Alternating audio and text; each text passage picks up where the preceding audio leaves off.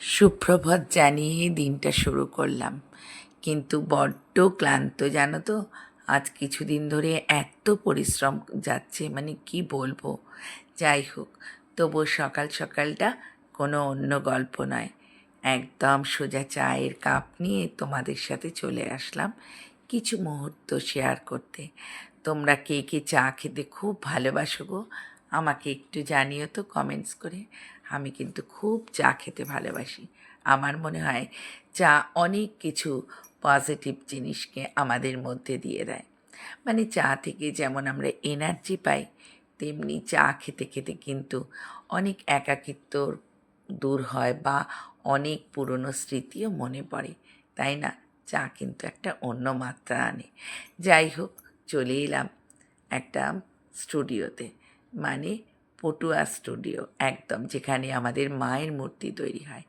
জানো এটা কার স্টুডিও? মোহনবাসী রুদ্রপাল। সত্যি তার অনবদ্য সৃষ্টি। বিশ্বাস করো, মায়ের তো পুরো মূর্তিটা এখনও তৈরি হয়নি, কিছু কাজ এখনও বাকি, কিন্তু চোখ দুটো কি যে অসাধারণ!